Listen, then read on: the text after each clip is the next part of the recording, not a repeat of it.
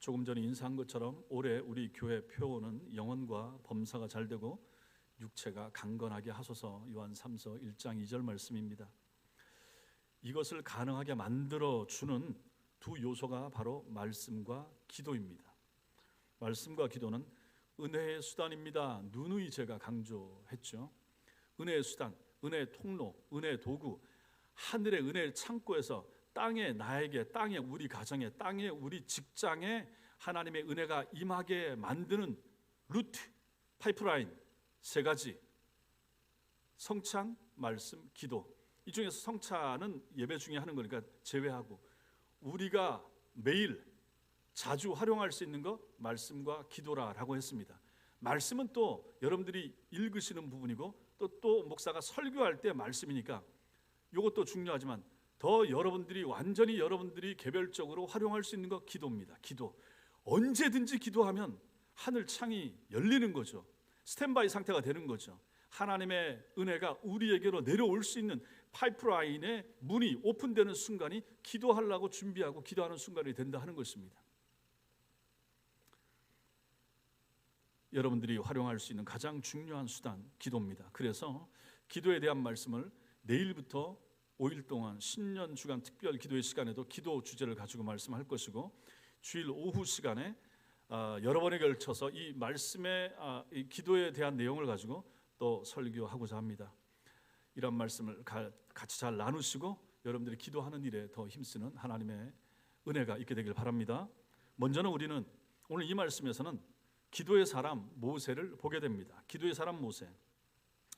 저기 중간 가시면 시편 나옵니다. 시편 90편은 하나님의 사람 모세의 기도라고 하는 타이틀이 붙어 있습니다. 모세를 하나님의 사람이라고 소개하고 있죠. 사람들은 모세를 위대한 지도자, 율법을 이스라엘 백성들에게 가져다 준 사람으로 말하지만 성경은 한마디로 그를 하나님의 사람 모세 이렇게 소개합니다. 하나님께 가까이 나아가 하나님과 사귀었던 사람 모세는 인간적인 눈으로 본다 그러면 성경에서 어쩌면 가장 비참하고 불쌍한 사람 중에 하나로 보일 수 있습니다. 왜 그런가요? 생각해 보십시오. 모세가 몇 살까지 살았죠? 120세. 모세의 인생을 몇 등분으로 나눌 수 있죠? 그렇죠. 너무 쉽죠? 몇 살입니까? 40, 80, 120. 처음 40년 어떻게 살았습니까?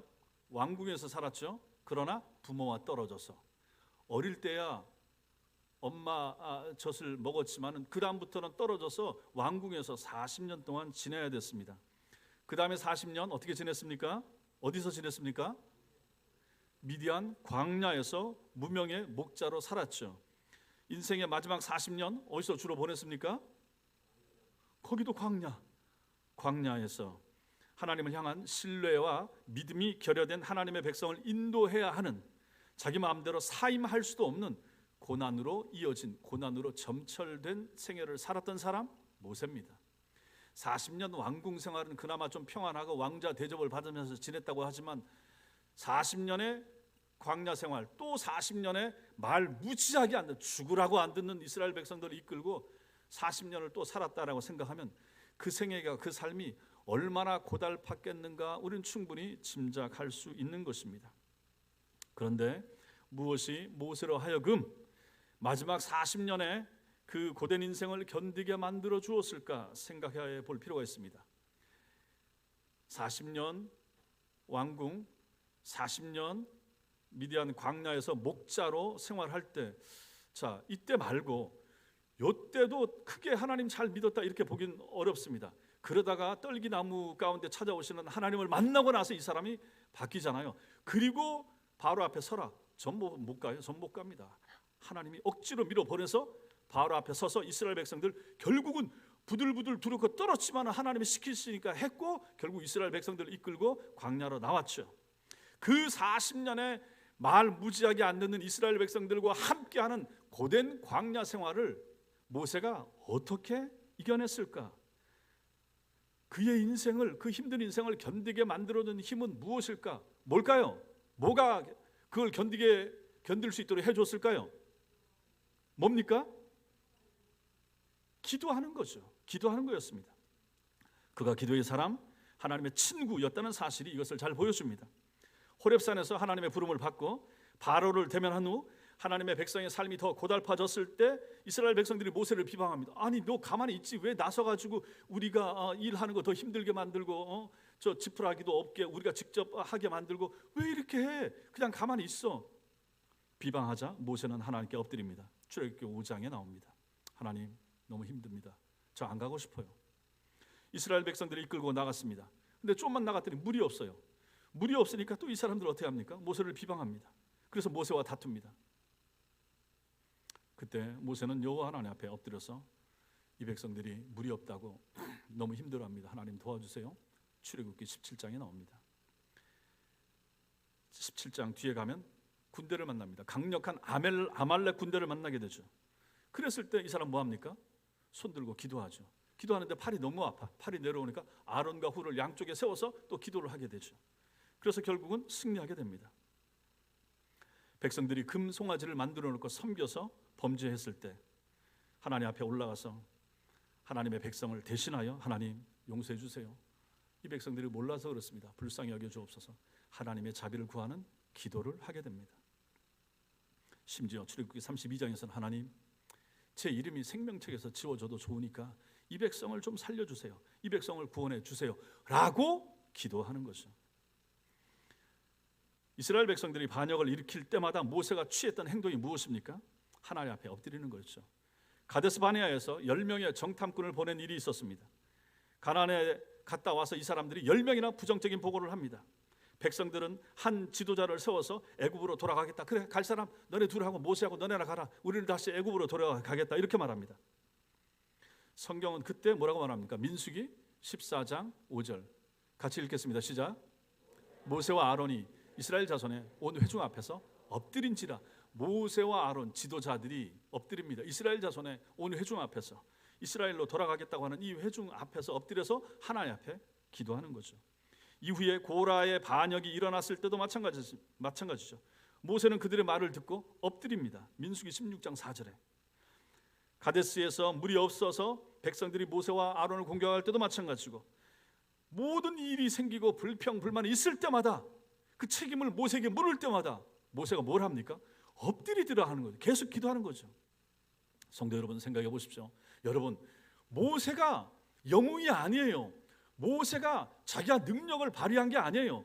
모세가 10가지 이적을 바로 앞에서 행한 게 아니에요. 모세가 자기 지팡이를 가지고 자기 능력으로 홍해를 가른 게 아니에요. 하늘에서 메추라기와 만나를 자기 능력으로 내린 것이 아니란 얘기입니다. 누가 했습니까?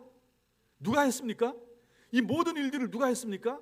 이 모든 일들이 일어날 수 있도록 모세가 취한 행동이 무엇입니까? 기도하는 거예요.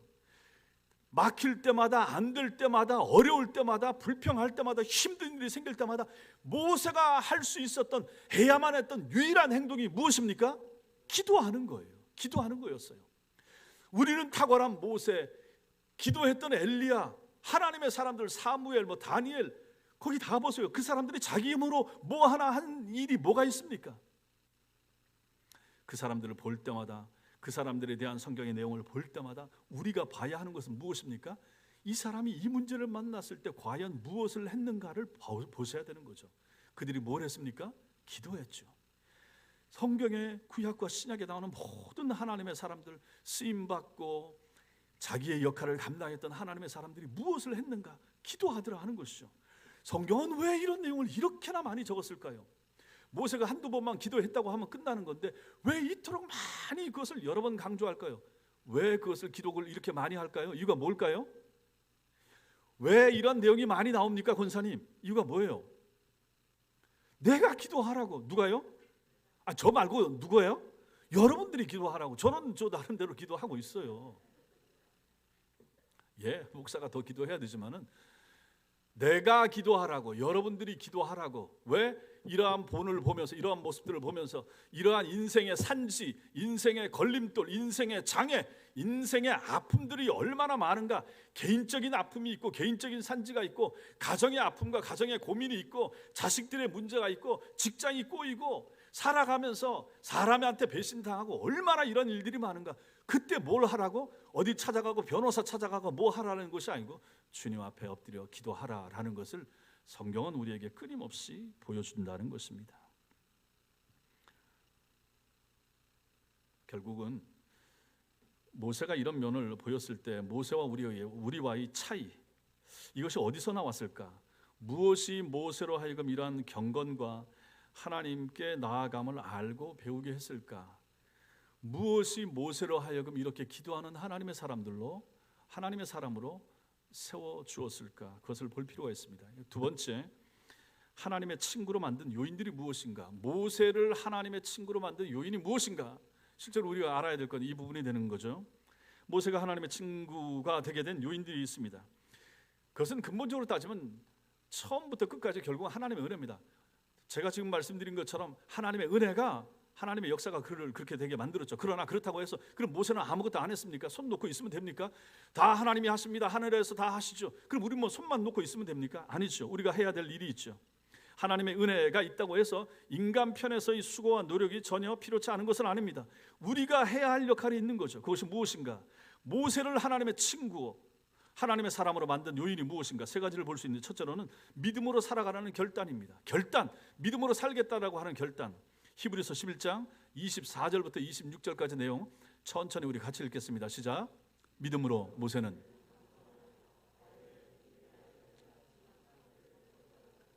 도리어 하나님의 백성과 함께 고난받기를 잠시 죄악의 낙을 누리는 것보다 더 좋아하고 그리스도를 위하여 받는 수모를 애굽의 모든 보화보다 더 큰 재물로 여겼으니 이는 상 주심을 바라봅니다. 자, 여기에 나오는 거, 이 모세의 마음이 이렇게 나오는 거예요. 바로의 왕궁에서 공주의 아들이라 칭함을 받을 수 있고, 그래서 호의호식하면서 잘 살 수 있었는데도 불구하고 고난받는 하나님의 백성의 편에 서는 것, 그래서 그들과 함께 고난받는 것을 더 낫다라고 판단했다는 얘기입니다. 하나님께서 장래에 상 주실 것을 바라보고 애굽에서 누릴 모든 영화, 모든 보화 포기하는 결단을 한 거죠. 이것이 모세의 믿음의 결단이었다, 성경이 말합니다. 그의 나이 40세 때 일어난 일이죠. 근데 이때 보면 40세 때 광야로 이제 도망을 가죠. 방법론에 있어서는 서툴렀습니다. 방법은 잘못됐어요. 애굽 사람과 이스라엘 사람이 싸움이 났는데 거기 간섭하에서 나섰다가 애굽 사람을 쳐서 죽였잖아요. 그 사건이 발단돼서 결국은 광야로 도망치게 되었죠. 그의 동기는 분명히 그의 이 과정은 이건 잘못됐지만, 방법은 잘못됐지만 그의 동기는 무엇입니까? 하나님 백성 편에 서야 되겠다. 애굽 사람 편에 서는 것이 아니라 내 백성 히브리 민족이 이 애굽 사람한테 고난 당하고 하는 것이 너무 싫다. 그래서 나섰다가 저놈이 미워서 때려서 죽였단 말입니다. 이건 잘못됐죠. 잘못됐음에도 불구하고 이 사람의 동기는 하나님 백성과 함께하는 편을 택한 것이죠. 이것을 하나님은 인정하신 것입니다. 믿음에서 나온 행위였다는 것이죠. 이처럼 우리 삶의 행위에 있어서는 동기가 있습니다. 하나님이 외모를 취하지 않고 중심을 보신다라고 하는 것은 항상 여러분과 저 우리 마음의 동기를 보시는 것입니다.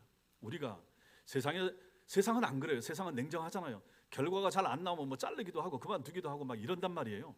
그러나 실제로 교회는 다릅니다. 교회는 여러 가지 일들 뭐 하다 보면 잘 안 될 수도 있고 뭐 어려울 수도 있고 뭐 그렇습니다.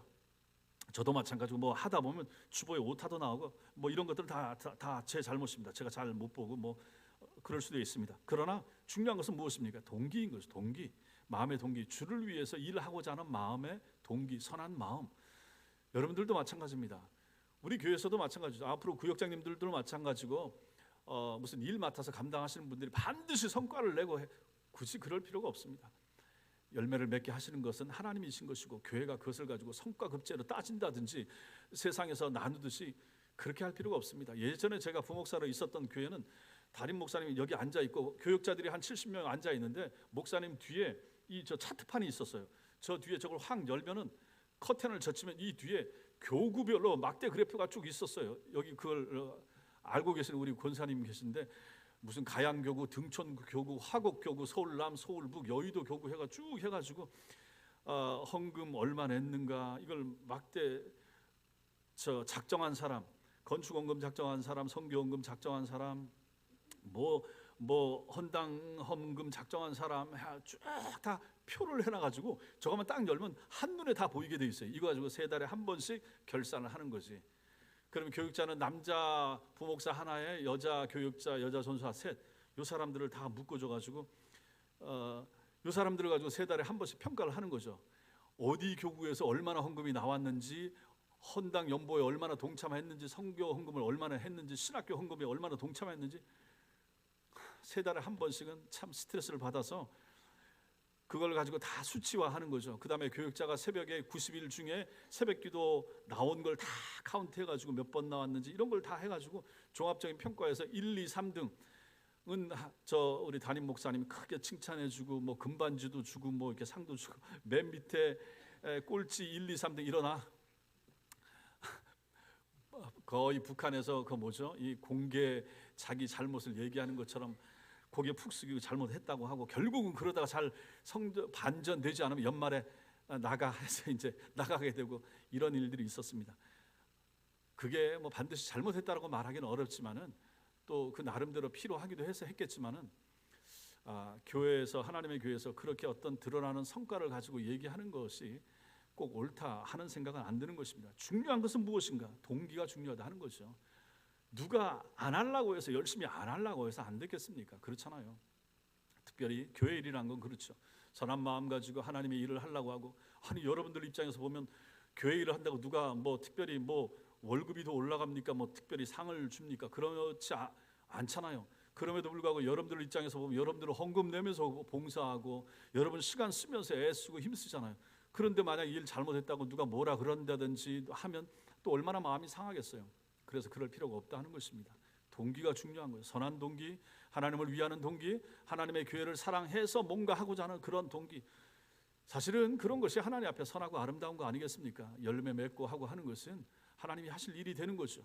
저 같은 목사들은 마찬가지 아닙니까? 아니 교회를 성장시키고 싶지 않은, 교회를 잘 섬기고 싶지 않은, 열매를 맺히고 싶지 않은 그러한 목사가 어디 있겠습니까? 그러나 제가, 아니면 다른 목회자들도 마찬가지고 코로나 기간에 전부 다 20% 30%씩 인원도 줄고 헌금도 줄고, 150명 모이던 교회가 70명 모인다 그러고, 50명 모이던 교회는 20명 교회로 줄었다 그러고, 헌금도 줄고, 이러한 때 아니 그렇게 하려고 하는 목회자가 어디 있단 말입니까? 그런데 하다 보니까 안 되잖아요. 성도들의 삶이 어렵고 교회 안 나온다고 하고 교회도 다른 데로 옮기고 헌금도 잘 못 내게 되고 사업비도 쪼그라들고 낼 헌금도 줄고, 그러면 못하는 거 아니겠습니까? 그러니 그 마음이나 그 동기를 봐야지 결과만 가지고 얘기하면 어렵다 하는 것입니다. 결국은 하나님께서는, 하나님이 보시는 것은 우리 마음의 동기들아 하는 것이죠. 그래서 이걸 얘기한다 그러면 중요한 것은 무엇인가? 우리 마음의 결단이 중요하다 하는 것이죠. 결단, 하나님 앞에서 여러분과 저도 믿음으로 살고자 하는 이 모세와 같은 결단, 이 마음의 결단이 올해도 있게 되길 바랍니다. 모세를 하나님의 친구로 만든 요인 두 번째는 광야의 삶과 고난이 그를 하나님의 친구로 만들었습니다. 모세 인생 중반기 40세부터 80세까지를 보십시오. 왕궁에서 보낸 40년 하고는 너무나도 대조가 되는 삶 아닙니까? 광야로 왜 도망갔습니다? 왜 도망갔어요? 동기는 좋았지만은 그가 선택한 방법의 미숙함, 사람을 쳐서 죽인 것 때문에 결국은 그렇게 된 거죠. 모세가 왕궁에서 왕자로 지내면서 가졌던 뭔가 있겠죠. 그 뭡니까? 교만함. 애굽의 왕자잖아요. 교만함. 그리고 그의 자신감. 내가 내 힘으로 할 수 있겠다. 야, 내가 내 힘으로 내 민족, 히브리 민족을 내가 한번 인도해 봐야 되겠다. 근데 저 애굽 사람이 괴롭히니까 아이 저놈 그러면 안 된다고 해서 그냥 몇 대 쳤더니 죽었어요. 이러한 방법들이 이게 잘못된 것이라 하는 것입니다. 교만함, 오만함, 인간적인 미숙함, 이런 것이 하나님을 영화롭게 하는 대신 자기 자신을 높이고 자기 의를 드러내고 내가 한번 해봐야지 하려고 하다 이게 잘 안 됐다는 것입니다. 그래서 하나님께서 모세를 낮추시는 거죠. 왕궁에서 40년 동안 가지게 되었던 잘못된 요소, 잘못된 자기의, 자기 교만, 이런 것을 낮추시는 하나님의 방법, 그를 광야로 몰아내는 것입니다. 그래서 그가 광야에서 40년 동안 거기서 보내게 되는 거죠. 낮아지지 않고 하나님께 나아가는 사람 없습니다. 아브라함도 모세도 다윗도 모든 하나님의 사람들이 다 낮아짐을 통하여 하나님께 나아가게 됐고, 낮아지는 과정을 통하여 예수님 하나님을 닮아갔고, 낮아지는 과정을 통하여 하나님의 마음을 더 잘 알게 되었던 것입니다. 그렇다면 광야는 뭡니까? 광야는 기도처죠. 광야는 학교입니다. 광야는 학교예요. 학교는 꼭 필요합니다. 학교는 좋은 곳이에요. 학교를 나와야 정상적인 사람의 삶을 살 수가 있는 것입니다. 초등학교도 마찬가지, 중학교, 고등학교, 대학교 다 마찬가지입니다. 학교의 이러한 과정을 우리가 거치는 이유가 거기에 있는 거죠. 광야는 성도에게 있어서 학교입니다. 꼭 필요합니다. 광야 학교를 잘 나와야 됩니다. 거기서 하나님을 만나기 때문에 그런 것입니다. 광야의 삶과 고난 없이 하나님의 친구가 되는 사람은 없습니다. 여러분과 저는 하나님과 친구가 되고 싶죠. 하나님과 친밀해지고 싶죠. 그런데 우리가 번잡한 세상에서 살고 광야라고 하는, 나 홀로 독방이라고 하는, 나 홀로 기도하는 기도의 방, 기도의 독방, 기도실, 이게 없다 그러면 언제 하나님과 친밀해지겠습니까?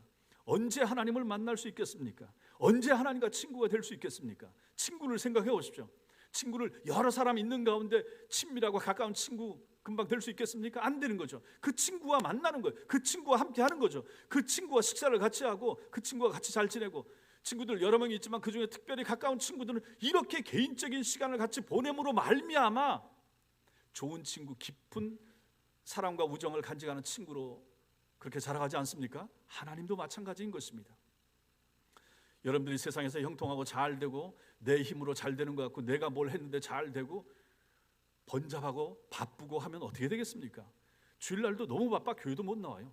하나님이 그 사람 보고 싶은데 너무 바빠서 일이 너무 잘 돼서 볼 수가 없어요.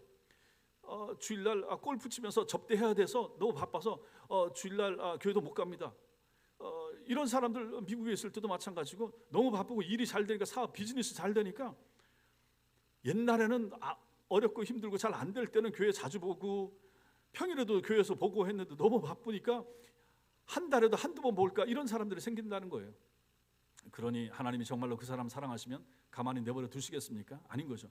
그렇게 되면 어떻게 됩니까? 세상과는 가까이 되고 세상 친구들과는 더 가까이 되겠지만은 하나님과 친구가 되기는 어렵죠.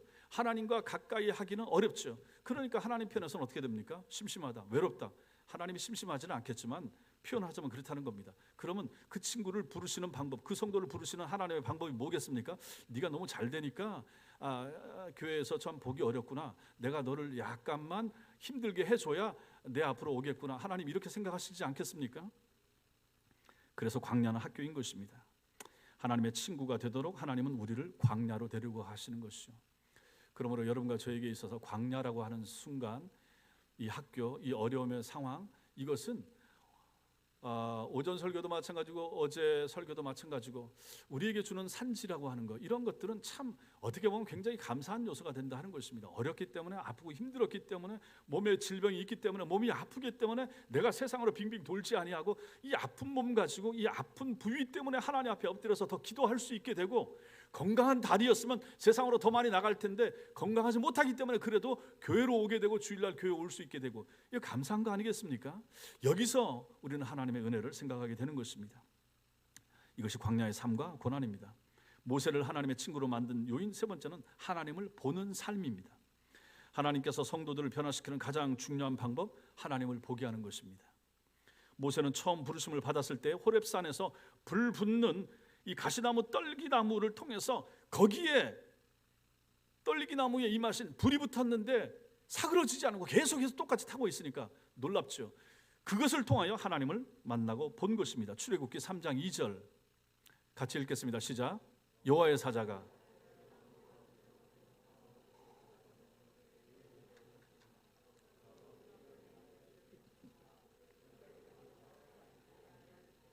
눈으로 본 거예요. 불꽃 가운데 찾아오신 하나님을 만난 거예요. 여기서 처음 감격적으로 만난 거죠. 이후에 모세는 두 번이나 시내산 정상에서 40주야 동안 계명을 받으면서 하나님을 뵙게 됩니다. 두 번째로 모세가 산에서 내려왔을 때는 하나님의 영광이 얼굴에 반사되어서 다른 사람들이 쳐다보지 못할 정도로, 그래서 수건을 가려야 될 정도가 됐습니다. 모세는 또한 성경에서 뭐라고 말합니까? 하나님의 영광을 보게 해달라고 기도했던 유일한 사람이 모세입니다. 하나님의 영광을, 하나님의 얼굴을 보게 해주세요라고 기도했죠. 그는 하나님 보기를 원했습니다. 이미 산 정상에서 하나님과 40일의 시간을 보냈음에도 불구하고, 하나님께로부터 율법을 받았음에도 불구하고 더 큰 하나님의 영광을 보여달라고 기도했던 사람, 모세인 것입니다. 그는 하나님께로부터 얻어낼 수 있는 어떤 성공을 나에게 주세요, 번성함을 내게 주세요, 사람들이 다 내 말 잘 듣게 해주세요. 어떤 성취를 얻게 해주세요. 이것을 기도하기 앞서서 이것을 기도하는 대신 하나님 보기를 원했던 사람입니다. 하나님, 당신을 보고 싶습니다. 하나님을 나에게 보여주옵소서. 이러한 모세에게 하나님께서는 특별한 방식으로 당신 자신을 보여주셨고, 모세는 그런 하나님을 봄으로써 하나님을 볼 때마다, 하나님을 만날 때마다 모세는 성품이 변화되어 갔던 거죠. 생각해 보십시오. 여러분과 제가 만약에 하나님을 이렇게 감격적으로 본다면 우리가 이대로 변하지 않고 이렇게 완악한 마음, 딱딱하고 굳은 마음으로 그대로 살아갈 수 있겠습니까? 안 되는 거죠. 그런 일은 없습니다. 하나님의 능력으로 살아가는 은혜를 이렇게 모세는 받았다 하는 것이죠. 그는 이렇게 하나님의 친구가 되어 갔던 것입니다. 하나님께서 하나님을 만날 때마다, 하나님을 볼 때마다, 하나님을 체험할 때마다 모세는 변화되어 갔던 것입니다. 우리가 하나님을 본다라고 하는 것은 기도하다가 신비적인 환상 가운데 뭘 본다 이런 것이 아닙니다. 하나님을 본다는 것은 하나님의 말씀을 통하여 하나님을 본다는 것입니다. 하나님께서는 당신의 말씀을 통하여 당신을 드러내신다는 사실을 믿으시기 바랍니다. 성도 여러분, 여러분과 저는 장로교 신자로서 여기서 신앙생활을 합니다. 앞으로도 마찬가지입니다. 저와 같이 한다면. 그러면 우리는 이 말씀을 떠날 수가 없습니다. 끊임없이 말씀을 강조하는 것을 듣게 될 것입니다. 하나님을 보고 싶습니다. 하나님을 만나고 싶습니다. 어떻게 봅니까? 성경을 통해서 봅니다. 하나님을 어떻게 만납니까? 말씀을 통해서 만나는 거예요. 이 말씀을 읽을 때, 이 말씀을 들을 때 내 마음 속에서 하나님을 체험하는 은혜가 있게 되는 것입니다. 내 육신의 눈으로 하나님을 보는 것이 아니라, 물론 그럴 수도 있으면 아주 특별한 경우에 하나님께서 그 성도에게 은혜를 주시기 위하여 보여줄 수도 있습니다. 그러나 흔하지는 않고 평범하지 않아요. 일반적으로 하나님께서 우리를 만나 주시는 것은 여러분과 저에게 말씀을 들려주셔서 말씀을 들을 때 영적인 눈이 열려서 하나님을 보게 해주시는 방법을 하나님은 주로 사용하시는 것입니다. 하나님의 음성을 듣는다 하는 것도 마찬가지입니다. 앞에서 목사가 설교하는데 설교를 듣는데 그 설교 중에 전체 설교가 아니고 어느 한 단어, 어느 한 구절, 어느 한 문장이 내 마음에 와서 박히는 순간이 있는 거예요. 그때 우리는 하나님의 음성을 듣게 되는 것이죠. 아하, 하나님이 나에게 이렇게 응답을 주시는구나. 하나님께서 내가 이렇게 살기를 원하시는구나 라고 우리는 듣게 되면 그 말씀 앞에 감격하게 되고 이 말씀 가지고 결단이 일어나게 되는 것입니다. 그때 우리는 하나님의 음성을 듣는다라고 말하는 거죠. 신사도 운동을 하는 교회들은 하나님을 볼 수 있습니다. 하나님의 음성을 듣습니다. 하나님이 동행합니다. 예, 그분들은 그런 방식대로 하시고, 우리 교회에서는 말씀을 통하여 하나님을 만납니다. 말씀을 통하여 하나님을 봅니다. 말씀을 통하여 하나님의 음성을 들을 수 있습니다. 말씀이 우리의 앞길을 인도하십니다 라고 우리는 믿고 우리는 가는 사람들입니다. 믿으십니까? 믿는 사람들이 변화되는 것도 동일한 이치입니다.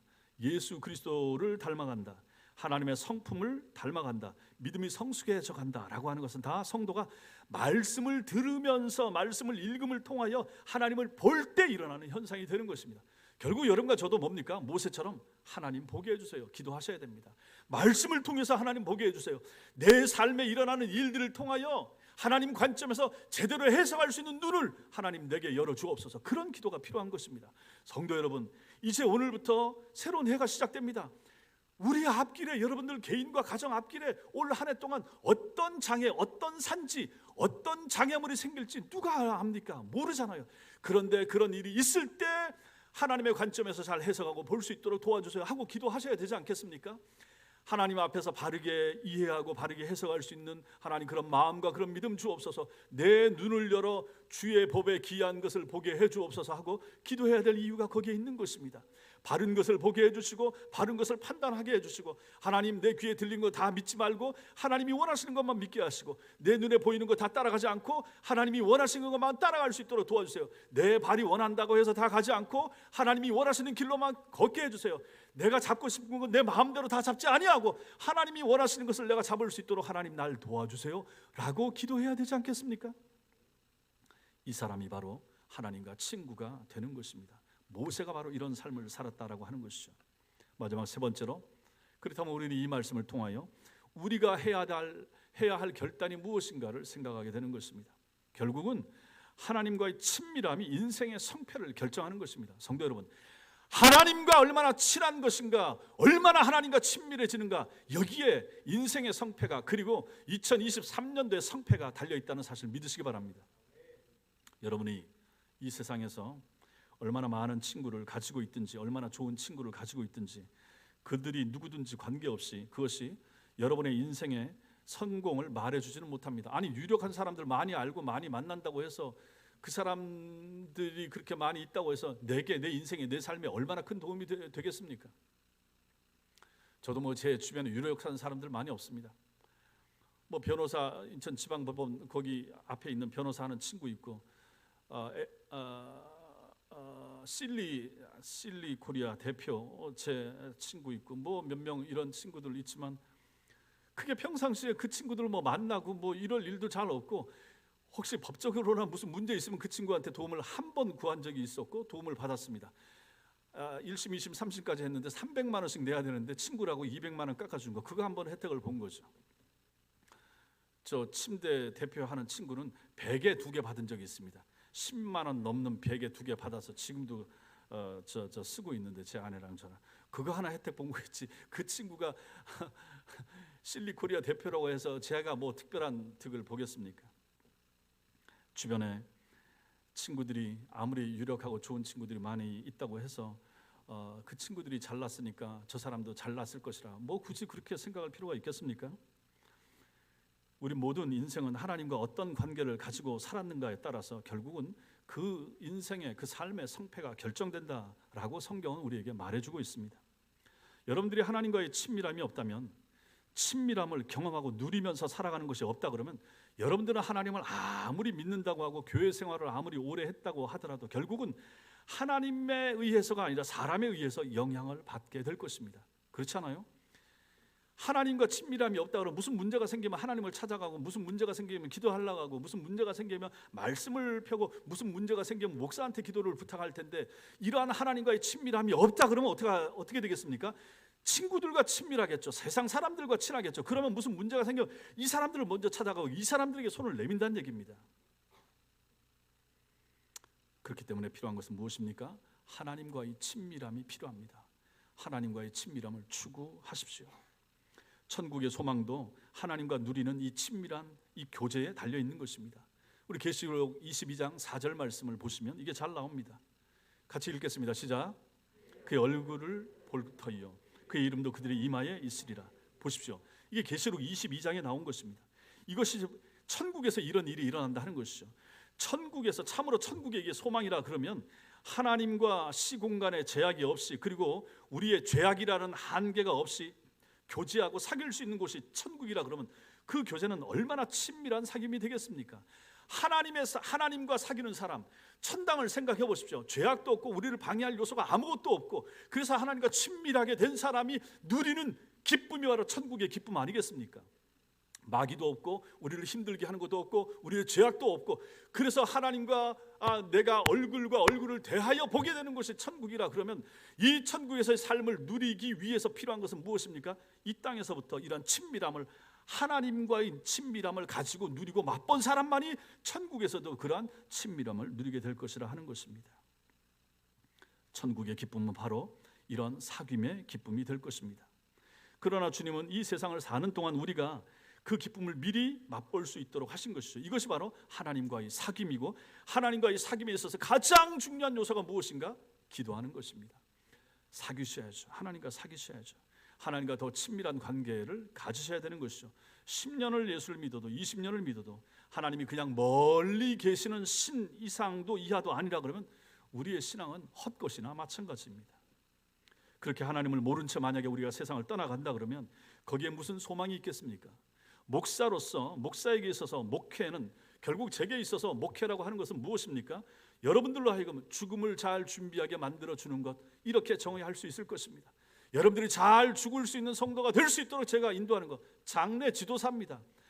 장래의 지도를 바르게 잘 해야 목사다운 목사가 되지 않겠습니까?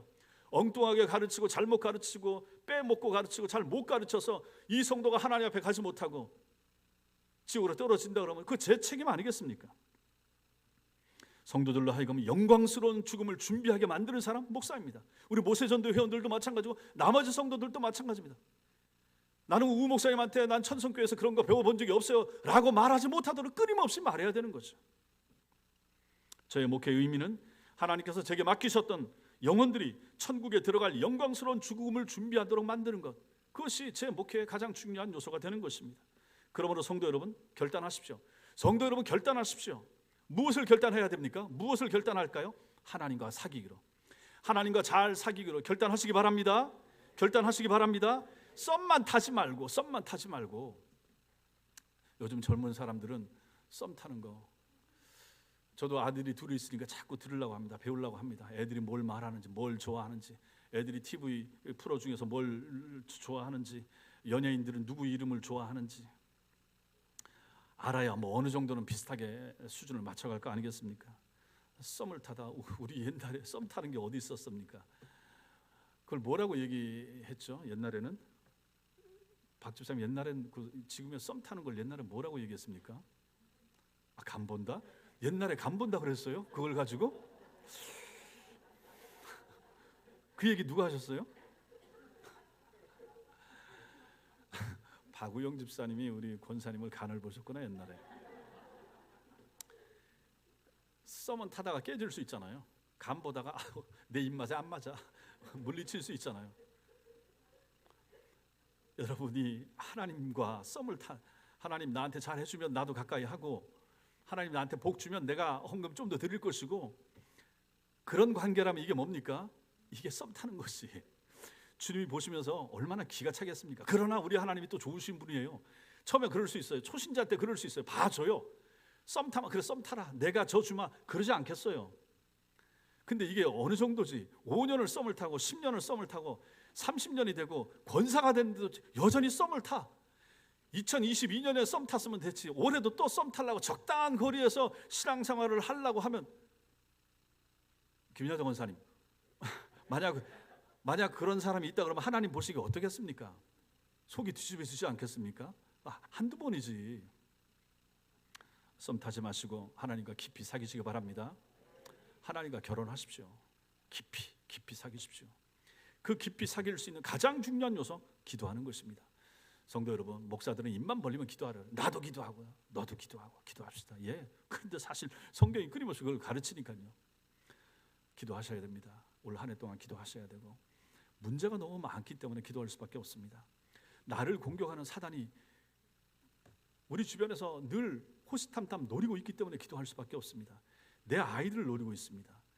나 자신도 노리고 있고, 남편도 노리고 있고, 아내도 노리고 있고, 세상이 가정이 깨지고 가정이 힘들고 어려운 일들이 얼마나 많습니까? 아이들의 삶이 말도 안 되고, 20대 아이들의 사망 요인 중에 가장 큰 것이 자살입니다. 그런 얘기를 들으면 마음이 무너지는 거예요. 10대 애들이 공부하다가 뭐 죽는다고 하고, 그게 얼마나 힘들었으면 왜 그렇게 강요를 하는지, 얼마나 힘들었으면 죽기까지 싫었으니까 죽는 거 아니겠습니까? 마귀들이 다 그렇게 하는 거 아니겠어요? 그 가정 환경을, 그 삶의 환경을. 이런 사람들을 교회로 오게 해야죠. 교회로 와서 이런 설교를 듣게 하고, 관둬라, 안 해도 된다. 아이고, 공부만 해야 사느냐? 기술 배워도 된다. 목수를 배우든지 목공을 배우든지 전기를 배우든지 뭘 해서. 요즘은 그래도 젊은 사람들 아예 공부도 안 하기도 하고 대학 안 가도 상관없잖아요. 점점 더 나은 괜찮은 사회로 저는 가고 있다 생각해요. 기술 배우고 아니면 뭐 운전을 배우고 자기 할 수 있는 거 좋아하는 거 하면 되지. 다 공부해야 됩니까? 다 대학 가야 됩니까? 다 문과 가고 다 이과 해야 됩니까? 할 수 있고, 할 마음이 있고, 할 역량이 있고, 재능이 달라요. 탤런트가 달라요. 하나님 주신 게 다 다르잖아요. 어떻게 일렬로 줄 세워서 똑같이 하게 합니까? 그러므로 우리는 하나님 앞에서 그러한 거 말고 정말 하나님을 기뻐하고 하나님 앞에서 자유를 누리고 하나님 앞에 기쁨과 즐거움을 가지고 신앙생활을 하고 섬길 수 있어야 되지 않겠습니까? 그렇게 하기 위해서 필요한 거, 하나님과 깊은 사귐을 가지는 거, 하나님의 사람이 되는 거, 하나님과 친구가 되는 거. 모세가 하나님과 친구가 되었던 것처럼 이것은 우리도 하나님과 친구가 될 수 있다는 것을 오늘 말씀이 우리에게 보여주는 거예요. 하나님과 친구가 되시기 바랍니다. 친구가 되면 가깝게 지내야 돼요. 자주 하나님 얼굴을 뵈야 돼요. 자주 말씀을 펴서 친구의 말을 들어야죠. 친구의 가르침을 들어야죠. 친구의 조언을 들어야죠. 그것이 성경 속에 있고, 친구를 찬양해야죠. 친구를 노래해야죠. 친구를 즐거워해야죠. 같이 그 친구를 기뻐하고 즐거워하는 사람들과 함께 친구를 노래하고 친구를 높여야죠. 그것이 찬양팀이고, 그것이 우리 에바다 중창단이고, 그것이 우리 재직들이고, 이 모든 사람들이 하나님을 기뻐하고 즐거워하는 사람들이잖아요. 이들과 함께 한 교회에서, 천성교회에서 하나님을 같이 노래하는 것, 같이 친밀함을 느끼는 것, 하나님께 영광을 돌리는 것, 이것이 얼마나 기쁜 일인가. 기쁘십니까?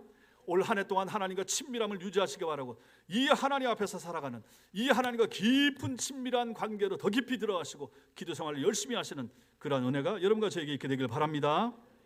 기도하겠습니다.